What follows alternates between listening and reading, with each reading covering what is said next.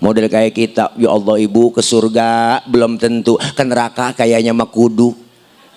Udah pada berani ninggalin ibadah. Ada yang bilang nasi uduk, si nasi kering, makannya di daun talas. Dengar beduk pada sering, sembahyangnya pada mah.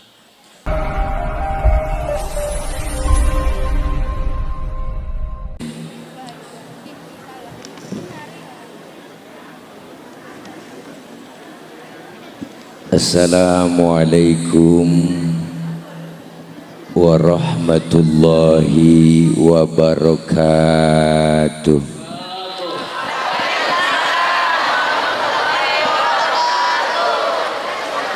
Bismillahi walhamdulillah. Alhamdulillahilladzi arsala rasulahu rahmatan lil alamin wa ala alihi wa sahbihi wa barik ajma'in. Amma ba'du, faqad qala Allah ta'ala fi kitabihil karim wa huwa asdaq. Insyaallah seluruh para bapak ibu hadirin hadirat, segenap para santriawan dan santriawati, jamaah yang insyaallah hadir pada kesempatan pagi menjelang siang hari ini, Anul Falah yang insyaallah kumpul dan hadir kita semua senantiasa Allah catat sebagai amal ibadah. Amin. Amin. Amin apa teh? Ya Allah, amin pakai disuruh. Mudah-mudahan kumpul semua kita hari ini mendapat berkah. Allah berikan sehat walafiat. Allah kasih rizki yang banyak yang berkah. Dan kumpul kita pada hari ini, kita berharap berkumpul kembali nanti di bawah naungan bendera Rasulullah Sallallahu Alaihi Wasallam. Dan semua kita kelak mendapatkan syafaatul uzma di yaumil qiyamah. Amin ya rabbal. Alhamdulillah, satu botol gelas aqua dan kopi sudah berada di depan saya. Puji syukur pada kesempatan hari ini senantiasa kita panjatkan kehadirat Allah Subhanahu wa ta'ala, bahwa kita masih bisa hadir dan berkumpul memperingati maulidnya Nabi besar Muhammad sallallahu alaihi wasallam. Sekaligus kita memperingati haul dari guru-guru kita para masyayikh. Di kesempatan yang bahagia ini, beliau Rasul yang kita peringati kelahirannya pada siang hari ini merupakan bentuk sosok manusia yang sempurna. Ya Bu, ya Bu, apaan? Kita ngobrol, dia ngomong. Bu, beliau Rasul adalah sosok manusia yang paripurna. Mau nyontoh apapun ada pada diri Rasulullah. Maka hari ini bukan hanya sekedar kita memperingati kelahiran atau maulidnya beliau Rasul, tapi kita juga memperingati daripada hijrahnya Rasul dan pula mengingatkan kembali kepada beliau Rasul wafatnya. Kenapa? Karena Rasulullah Shallallahu Alaihi Wasallam bicara maulid, beliau adalah Rasulullah sosok manusia paripurna. Beliau Rasul yang pangkatnya lebih tinggi dari 124.000 nabi. Beliau Rasul yang pangkatnya lebih tinggi dari 313 Rasul. Bahkan Rasulullah bergelar Sayyidul Anbiya wal Mursalin. Beliau Rasul sudah dijamin oleh Allah masuk surga, dihindarkan oleh Allah dari api neraka. Dosa-dosa yang lalu yang akan datang sudah dihapus oleh Allah. Tapi Rasulullah pangkatnya tinggi, enggak sombong. Beliau Rasul gelarnya tinggi, enggak sombong. Bahkan Al-Imam Syekh Ja'far Al-Barzanji mengutip dalam salah satu karangan beliau, di dalam Rawi Barzanji kita baca, wa kana sallallahu alaihi wasallam syadidal haya'i wat tawadhu. Beliau Rasul orangnya adalah sangat pemalu.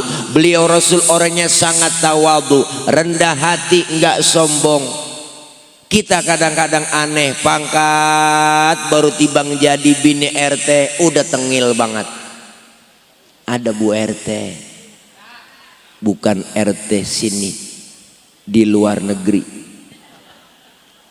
Kita kadang aneh, pangkat baru kaya dikit sombong, dia jalan enggak nginjek tanah. Kuntilanak. Bu, Rasulullah pangkatnya lebih tinggi dari kenabian, pangkatnya lebih tinggi dari kerasulan, dijamin masuk surga, dihindarkan dari api neraka. Tapi Rasulullah syadidal haya'i wat tawadhu, beliau orangnya sangat pemalu. Mbak Ustadz, mana buktinya? Pernah satu hari riwayat menjelaskan Rasulullah ketika naik Ka'bah, ibu lagi dandanin Ka'bah rusak, angin kenceng niup gamisnya Rasulullah, kesingkap itu gamisnya Nabi, betisnya kelihatan oleh orang di bawah. Nabi langsung turun, mukanya pucat, malu. Kenapa? Karena betis beliau kelihatan dari bawah. Tibang betis kelihatan malu, tibang betis bu kelihatan malu, tibang betis kelihatan malu, tibang betis, tibang betis. Perempuan sekarang urat malu banyak yang putus. Ya Allah, udah nenek-nenek naik motor Mio pakai celana wahai. Di Jakarta, di Bandung mah enggak, di sini enggak. Di Jakarta pakainya bu, rambutnya merah kayak Belanda jonggol, kaos ketat, ketek ngablag, live TikTok. Oke guys, yuk jangan lupa tap layarnya ya, tap layarnya. Ya Allah ibu, murah. Rasulullah betisnya kelihatan malu, syadidal haya wa tawadhu, rendah hati, enggak sombong. Pangkat lebih tinggi dari kenabian dan kerasulan. Bahkan beliau dijamin masuk surga, dihindarkan dari api neraka. Tapi Rasulullah sudah dijamin masuk surga, ibadahnya enggak pernah berhenti. Model kayak kita, ya Allah ibu, ke surga belum tentu, ke neraka kayaknya mah kudu. Udah pada berani ninggalin ibadah. Ada yang bilang nasi uduk, si nasi kering, makannya di daun talas. Dengar beduk pada sering, sembahyangnya pada mah.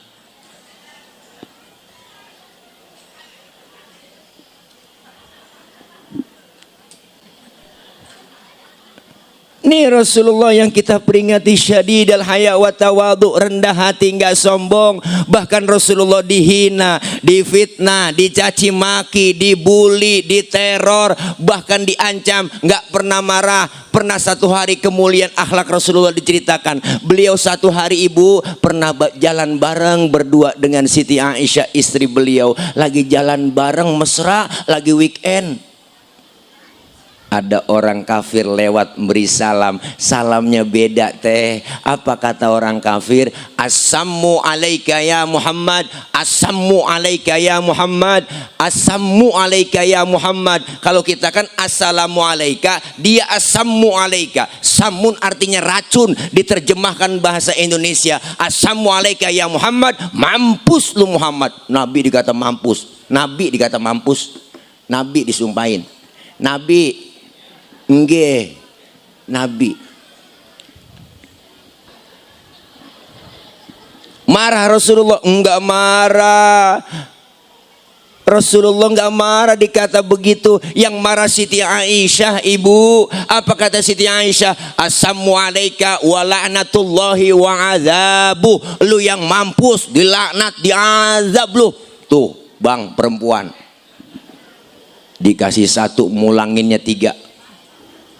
Emang udah kodratnya. Tapi Rasulullah nggak marah. Pegang tangan Siti Aisyah, mahlan mahlan ya Humairah. Tenang ayang beb, tenang tenang tenang tenang. Jangan marah, jangan ngegas. Kalau dikata begitu balikin aja, wa'alaika. Assalamualaikum ya Muhammad, balikin wa'alaika. Mampus lu Muhammad, lu juga. Rasulullah luar biasa, buah sampai. Terima kasih. Ini bagaimana makannya? Ada apel, ada pir, enggak ada pisaunya. Enggak apa-apa, ini namanya buat pajangan. Bu, Nabi dikatain enggak marah, luar biasa. Kita tahu ceritanya, sejarah kemuliaan akhlak beliau waktu mau ke masjid. Rasulullah di atas dari rumah diludahi tuh, di atas lewat mau ke masjid diludahin, ngelihat ke atas, ya Allah diludahin, senyum Rasulullah. Besok lewat lagi diludahin lagi, senyum lagi. Ketiga harinya lewat masih diludahin, tetap Rasulullah menebar senyum yang mulia, luar biasa. Keempat harinya lewat nggak ada yang ludahin ibu, masya Allah. Nabi sampai kebingungan, tengok-tengok di pinggiran gang masjid. Sahabat negor, ya Rasul nyari siapa ya? Enggak nyari siapa-siapa kok. Kayaknya ada yang dicari. Enggak, saya cuma heran saja. Heran kenapa ya Rasul? Biasanya saya lewat sini udah ada langganan. Kok kenapa sekarang langganan saya enggak ada? Langganan apa ya Rasul? Diludahin. Oh, si Fulan ya Rasul yang ludahi. Kemana orangnya? Sakit ya Rasul. Sakit apa? Enggak tahu saya, kena COVID kali. Udah ada belum ya? Belum. Panas dingin bu, meriang, gigil. Nabi buru-buru pulang. Ngapain? Ngambil makanan. Datang ke rumah yang sakit, ditengokin sama Rasulullah. Padahal yang sakit yang ludahi beliau. Luar biasa ibu. Sampai depan pintu rumah yang sakit, assalamualaikum. Rasulullah beri salam. Yang lagi sakit di dalam kamar, lagi kekurup, lagi gigil bu, panas dingin, lagi ngerintih. Rupanya habis kena vaksin. Panas dingin kali ya. Masya Allah. Assalamualaikum. Siapa di luar? Saya siapa? Muhammad. Muhammad mana? Muhammad Rasulullah, langganan ente. Pas dikata langganan kaget teh. Ya Allah, Rasulullah masuk, yang sakit duduk di hadapan Rasulullah. Apa yang diucapkan? Sodakta ya Muhammad, engkau benar Muhammad. Tiap hari engkau aku sakitin, tiap hari engkau aku ludahi. Sekarang aku sakit, satu pun teman belum ada yang jenguk. Padahal teman di grup WA banyak. Enggak, itu mah kelempangan aja. Sekarang saksikan Muhammad, asyhadu alla ilaha illallah wa asyhadu annaka Muhammad Rasulullah. Masuk Islam lantaran kemuliaan akhlak.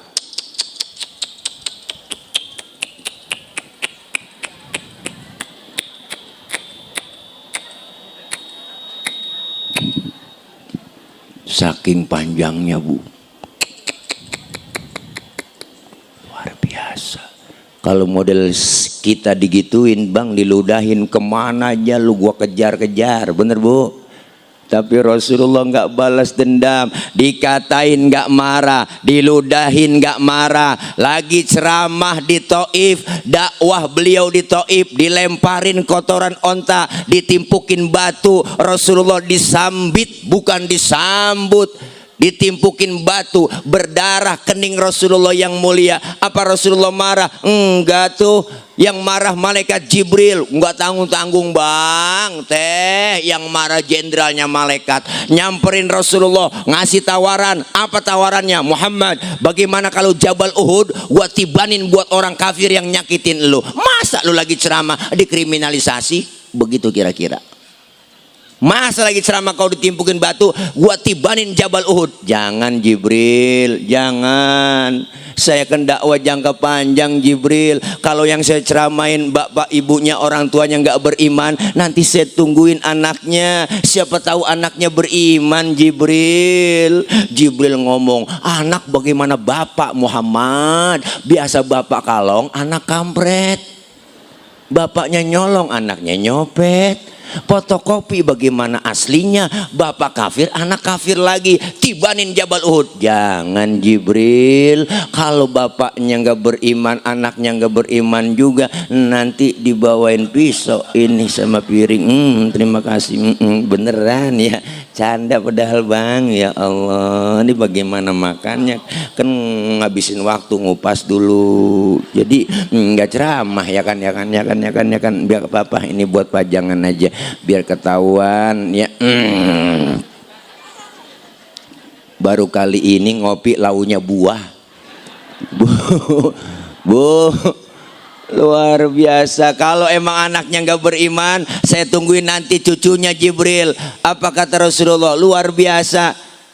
Sekarang mau apa kau Muhammad? Saya mau doain saja Jibril. Didoain yang nimpukin oleh Rasulullah. Allahumma hdi qaumi fa innahum la ya'lamun. Ya Allah kasih petunjuk, ya Allah kasih hidayah buat mereka umat saya, karena mereka nggak ngerti. Rasulullah luar biasa ibu, masya Allah pak. Lagi ceramah ditimpukin berdarah, yang nimpukin didoain sama Rasulullah. Enggak nemu yang model begini, enggak nemu yang model begini, enggak bakal nemu. Kalau model saya digituin nih, umpama doang nih ya kan, direkam nih banyak kamera nih. Umpama guys ya, jangan dipotong videonya guys. Ini biasanya netizen plus 62 rese-rese nih, banyak yang motong-motong video akhirnya viral ya kan. Ini umpama guys, Tile lagi ceramah ditimpukin pakai batu berdarah jidatnya Tile, keningnya. Datang Jibril ngasih tawaran, Tile,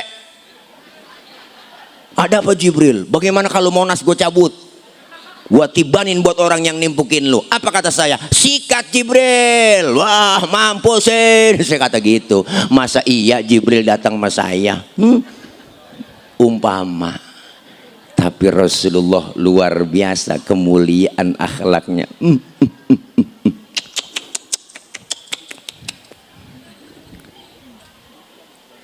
Dikatain, dihina, dibully, dinyinyirin, gak pernah marah. Apalagi kemuliaannya dibaca lagi dalam Rawi Barzanji. Rasulullah itu salah satu kemuliaannya, wa kana sallallahu alaihi wasallam syadidal haya'i wa tawadu. Lanjut lagi, wa yuhibbul fuqara wal masakin wa yajlisu ma'hum wa ya'udu mardahum. Rasulullah itu orangnya demen sama fakir miskin, duduk bareng sama orang miskin, nengokin orang miskin yang sakit. Rasulullah dengan orang miskin ibu cinta sayang, maka jangan macem-macem sama orang miskin. Hati-hati sama orang miskin. Bye-bye bu. Rasulullah sama orang miskin duduk bareng, cinta, demen sama orang miskin. Sampai-sampai Rasulullah berdoa. Apa doanya Rasulullah saking cintanya dengan orang miskin? Allahumma ja'alni miskinan wahsyurni fi zumratil masakin. Ya Allah, jadikan saya orang miskin, kumpulin nanti di akhirat bersama orang-orang miskin. Nih Rasulullah doanya. Ini doa yang gak pernah kita baca. Pernah teh baca doa begitu? Kita nggak pakai doa begitu juga, emang udah turunan. Susah lah, ya kan. Emak miskin, bapak miskin, jatuh di anak keblangsak pisan. Apalagi miskin udah kenyang buat lengket banget miskin sama kita. Kadang-kadang yang miskin dihina, dibully, dikatain, dapat sumbangan namanya raskin, itu menghina. Nggak ada kata-kata lain bu. Raskin kan singkatan beras orang miskin. Orang kaya makan raskin kan nggak pantas dong. Orang kaya beda dong berasnya, raskai. Iya kan bu?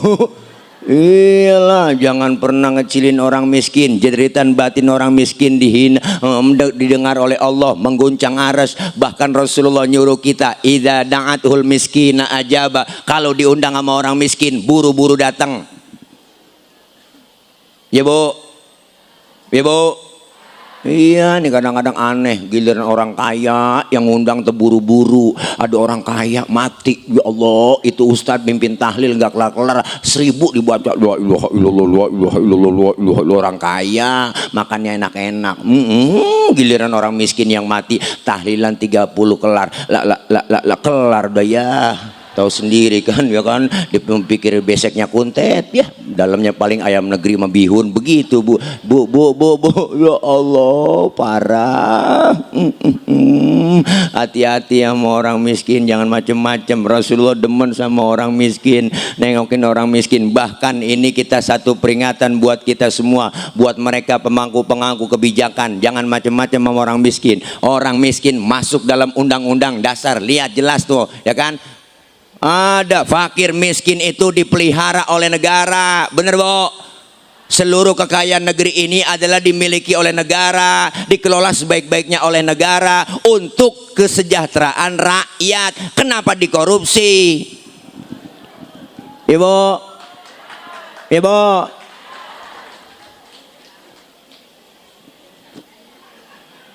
Nih, nah luar biasa Nabi sama orang miskin, cintanya sayangnya luar biasa. Nih, tahadus binikma ibu bapak, nih Tile Ana Al Fakir Nur Fadilah atau Tile bukan turunan orang miskin. Mohon maaf, bapak saya, engkong saya, nenek saya nggak ada yang miskin, fakir. Kalau miskin masih mendingan fakir, keblangsak pisan ibu. Ya Allah, kalau bicara susah miskin nggak enak Bu, keinget kebayang nggak enak jadi orang susah, dihina, dibully. Emak anaknya 13 ibu, makan aja susah, nasi sepiring. Ya Allah, anak 13, tapi emak saya kreatif, dia cari daun mengkudu. Daun mengkudu diirisin Bu sampai 3 bakul, itu akhirnya nasi keurug sama mengkudu. Makan digoreng jadi satu, berebut. Alhamdulillah hidup sampai sekarang. Cuma begitu dah, masuk ijo keluar ijo, ya kan. Ya Allah, enes ibu jadi orang susah, nggak enak. Emak punya telur 2 biji telur Bu, ya Allah, di dadar sampai tipis banget, dicampurin daun kelor. Pas kita makan nggak berasa telur Bu, berasa minyak doang di bibir, nggak enak. Apalagi jadi saudara 13, emak bapak susah, miskin. Orang tua dulu subur bang, anaknya 13, itu yang hidup, belum yang keguguran kata emak. Yang mati Bu udah banyak banget. Emak zaman dulu kan subur. Bapak saya pulang dari sawah, kolornya basah, digantung depan pintu rumah. Emak lewat, ketetesan bunting. Alhamdulillah, saking suburnya emak zaman dulu. Teh, ya Allah, 13 yang hidup. Sekarang saudara saya tinggal 5. Udah pada mati, harus makan berebut, keinjak mati atuh. Ya Allah, ngenes. Ada yang serakah makan kololo dan kok mati atuh. Masya Allah, nggak enak. Apalagi makan daging, boro-boro teh makan daging, ngarepin ada yang mati doang di kampung. Iya bener, asal ada yang meninggal di kampung girang udah sekeluarga. Alhamdulillah diajak tahlil saya sama bapak saya, ayo ikut tahlil dapat besek. Kan kita pasukan batalion 137. Bapak saya itu batalion 137, hari ke-1, hari ke-3, dan hari ke-7. Itu kalau tahlilan yang ada beseknya diajak tuh. Masya Allah, Alhamdulillah ibu dapat daging sekepel. Emak yang megang, jangan berebut. Sini emak yang ngatur ya, dipocelin Bu, sejuring nih buat lo, nih buat lo, nih buat lo. Kita makan, ya Allah, nggak berasa daging bang, berasa kecap doang.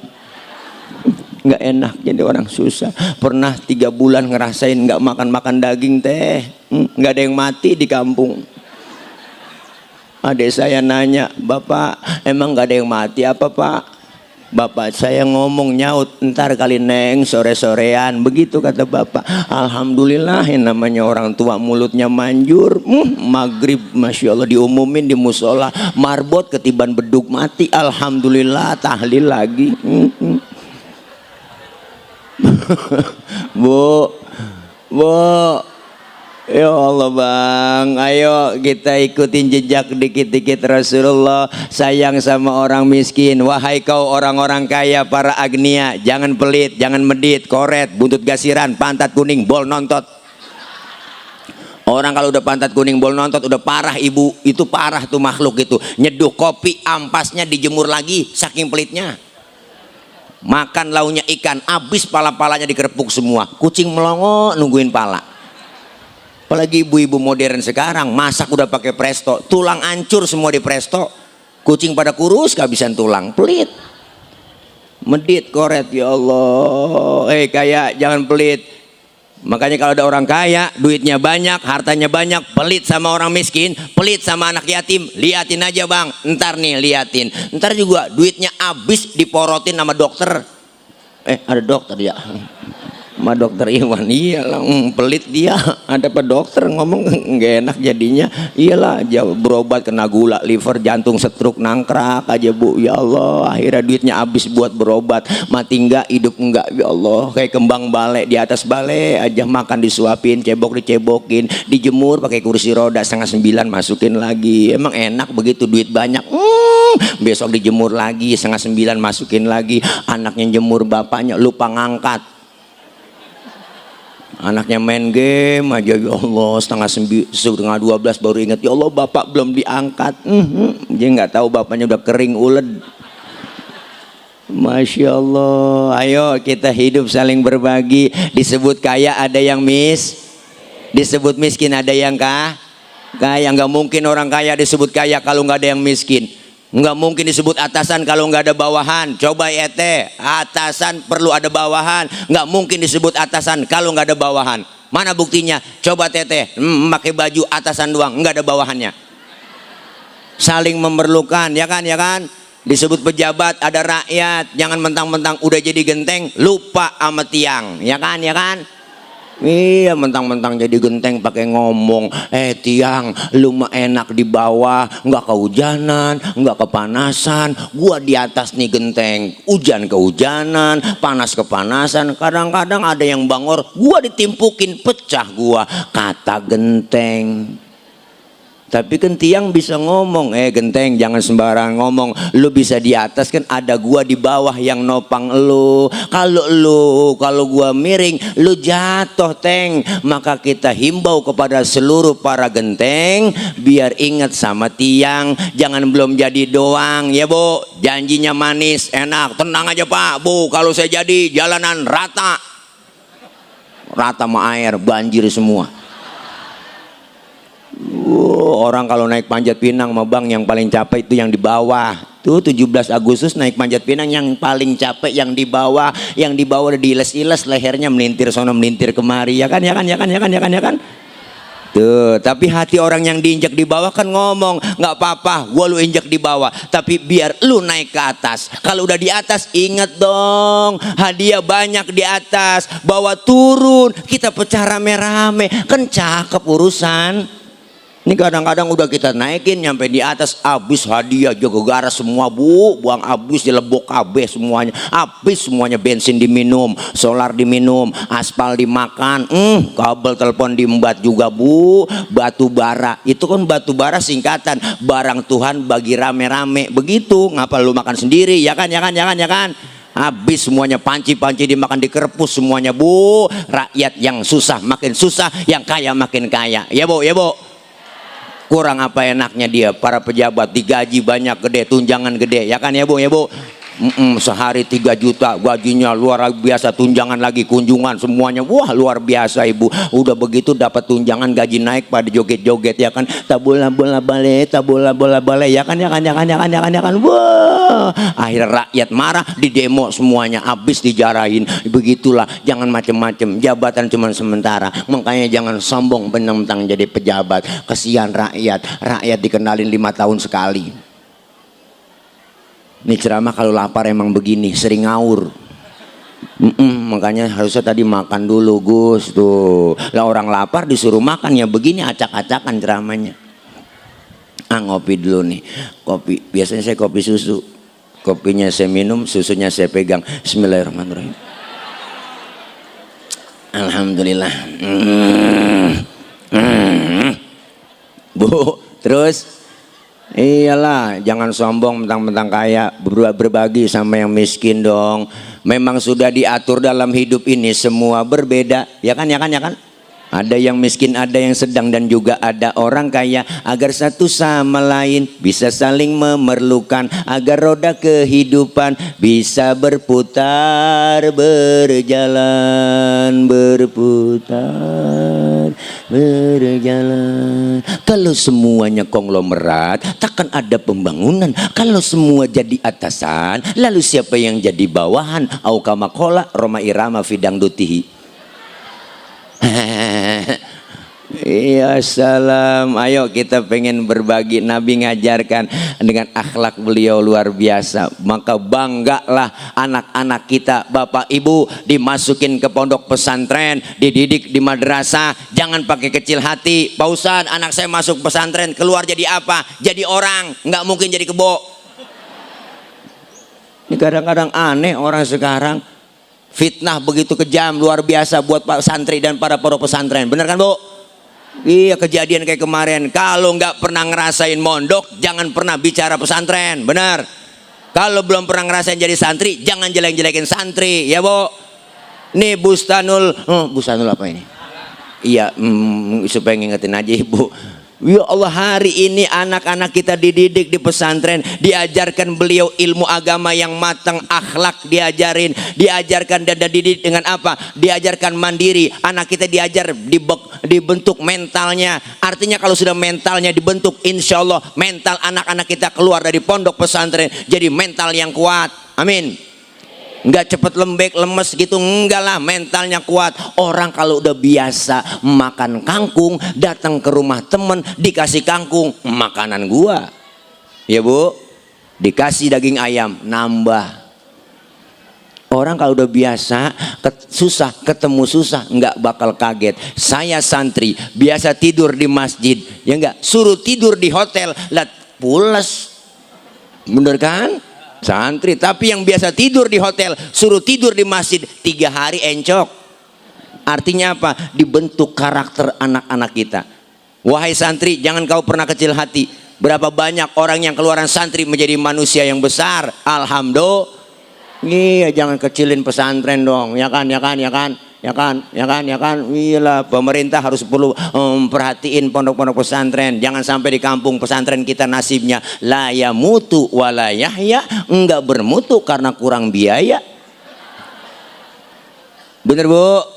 Iya, harus bangkit. Semuanya adalah pendidikan yang paling dasar, pendidikan paling utama adalah pesantren. Membentuk karakter anak-anak kita, membentuk anak-anak kita jadi anak yang soleh. Semuanya keluar pondok pesantren dibentuk, dibina agar jadi anak yang soleh. Anak soleh insya Allah pinter. Amin. Tapi anak pinter belum tentu soleh. Anak kalau pinter doang Bu, kerjaannya minter-minterin orang tua. Tanah udah dijual, ngakunya belum. Tanahnya itu-itu juga, suratnya ada 4. Karena dia paling tuaan, dapat warisan banyakan. Adanya yang bontot, dapatnya pojokan. Mana pojokan kuburan? Engkong dalam kubur ngomong, buset kegusur lagi gua gara-gara bocah pinter. Maka almarhum wal maghfurlah Bapak B.J. Habibie pernah memberikan statement. Apa kata beliau? Anak kita otaknya boleh Jerman tapi hatinya tetap Mekah. Karena pendidikan sekarang di negeri kita hanya berorientasi hanya kepada pengisian otak, bukan pengisian akidah, bukan pengisian iman. Maka muncul anak-anak kita banyak yang pinter, cuman akidahnya kosong, gampang kosong, imannya dangkal. Akhirnya muncul banyak orang pinter doang, cuman enggak bener. Bu, itu yang pada pakai rompi oren kan bukan orang goblok, orang pinter. Sekolahnya S1, S2, S3, S ketok, S teler, S mambo. Ya Allah, kebanyakan S jadi beku. Tapi anak-anak kita imannya kuat, akidahnya kuat, agamanya mantep, insya Allah terjun ke masyarakat diterima. Mau model apa? Ya enggak, salaf bisa jadi modern, tapi modern belum tentu bisa jadi salaf. Bu, anak kita Saya nitip sama ibu. Ibu lebih dekat sama anak. Yang lebih sayang sama anak emak. Bapak-bapak kurang tapi telaten, kurang tapi sabar ngurus anak. Punya anak kecil, tengah malam nangis, yang bangun siapa? Emak. Ya mak? Ya kan mak? Bapaknya, siapa nangis bocah? Gue injek bocah, gue injek. Bapak kurang telaten ngurusin anak. Emak lebih sayang. Masya Allah. Emak sayangnya mana? Karena emak yang bagaimana rasanya ngelahirin. Ya bu, ya bu, lagi enak-enak makan, anaknya nangis. Ditinggal makanannya. Dilihat anaknya, ya Allah, anak gue cebokin dulu sama emak. Habis cebokin langsung lanjut makannya. Nggak pakai cuci tangan lagi. Saking sayangnya man. Bu, nih yuk. Inilah bentuk Rasulullah diutus ke muka bumi ini, nyempurnain akhlak. Akhlak kepada siapa? Berakhlak kepada Allah, berakhlak kepada sesama, berakhlak kepada alam. Dan selain kita peringati kelahiran Nabi hari ini, kita peringati pula apa? Hijrahnya Nabi. Selesai peringatan Maulid yang kita laksanakan hari ini, harus ada perubahan. Wahai kau santri, harus ada perubahan. Hari ini harus lebih baik dari hari kemarin. Terus belajar. Kenapa? Syubbanul yaum rijalul god. Pemuda hari ini, pemimpin yang akan datang. Kenapa ibu? Rasulullah dulu pernah menyontohkan, menjadikan Usamah bin Zaid umur 11 tahun dijadikan panglima perang. Sahabat yang lain yang senior bertanya, ya Rasul, kenapa Usamah bin Zaid, anak baru kemarin kau jadikan panglima perang? Apakah kami yang senior nggak mampu? Bukan itu. Artinya Pak, Rasulullah menyontohkan biar ada kaderisasi. Kalau yang tua sudah merasakan muda, yang muda belum merasakan tua. Tampil anak-anak muda kita siap terjun di masyarakat. Dari pondok pesantren Bustanul. Bu, ini anak-anak muda santri, ya Allah. RT mati, besok pagi ada gantinya bu. RW mati, seminggu ada gantinya. Camat mati, seminggu ada gantinya. Presiden belum mati aja udah banyak yang mau gantiin. Tapi ulama, kiai meninggal dunia sebulan, 2 bulan, 3 bulan, 1 tahun belum tentu ada gantinya. Benar bu? Maka hari ini kita beruntung berkumpul di sini. Kenapa? Anak-anak kita titip di pondok pesantren. Itu adalah investasi buat kita. Emak bapak meninggal dunia, anak dapat doa dari anak-anak kita, dapat pensiunan pahala dari mereka, anak-anak yang soleh. Alhamdulillah. Nih. Yang ketiga kita peringati apa? Selain hijrahnya Nabi, diperingati pula wafatnya beliau Rasul Shallallahu Alaihi Wasallam. Hari ini berbarengan peringatan haul para masyaikh, guru-guru kita. Hai kau anak-anak santri, guru itu paling tahu bagaimana santrinya susah. Ketika santrinya susah, santrinya mengeluh banyak masalah, guru tahu. Tapi seorang santri belum tentu tahu bagaimana ketika gurunya susah. Begitu sayangnya para guru-guru kita. Maka keberkahan itu luar biasa bang. Sekarang banyak orang yang berpikir modern bahwa faktor berkah udah nggak ada. Nggak percaya dengan faktor berkah.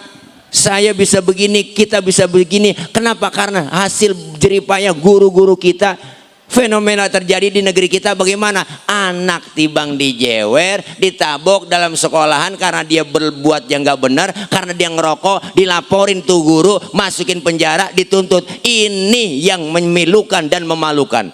Dulu saya nih kalau ngaji sama guru, ya Allah nggak bisa ibu dijebret pakai rotan. Di Betawi itu namanya ada yang namanya blukeng. Blukeng itu ibu pelepah kelapa yang udah kering tuh dijemur di pinggiri, ditaruh di pinggir pagar, dimiringin jemurnya. Ulet itu dihajar nggak bisa baca Quran, ngaji bandel dihajar, disikat, dijewer, direndam di empang, direndam di sumur. Guru kenapa? Karena guru bilang, gua bukan nggak cinta dengan murid gua, tapi gua nggak senang dengan kelakuan guru anak-anak santri gua yang nggak bisa mau belajar. Tuh anak guru, orang-orang tua kita, guru kita berprinsip biarin. Bapak lu jadi RT, lu camat teng, Bapak lu tukang tambal ban, lu kudu punya pabrik ban. Bapak lu cuma tamat SD, lu kudu sarjana. Begitupun guru. Guru berprinsip, guru anak murid gua harus lebih hebat dari gua. Tapi kenyataannya apa? Ngadu kita sama emak digebuk, ngadu kita sama bapak enggak diterima, enggak dialem, enggak dimanja. Apa kata orang tua? Emang lu yang bader, emang lu yang susah diajar sama guru. Wajar kalau guru menempeleng, wajar kalau guru tabok, wajar kalau guru sebret. Masya Allah ibu, berkahnya luar biasa. Maka banyak orang yang berkah jadi karena apa? Karena takzim, cinta dan mahabbah kepada para guru. Ini bentuk kecintaan kita kepada beliau, para masyaikh yang kita haulkan luar biasa. Beliau yang hari ini kita haulkan, almarhumin wal marhumat yang dihaulkan. Beliau girang, beliau gembira, beliau tersenyum melihat anak, cucu, menantu, murid, santri mendoakan semuanya. Maka beliau yang kita haulkan hari ini girang dan gembira mendapat cucuran rahmat doa dari kita semua. Apa yang kita baca, zikir, tahlil, surah yasin, doa yang kita panjatkan semua ini semua sampai ke pahalanya kepada almarhumin wal marhumat yang dihaulkan hari ini. Alhamdulillah.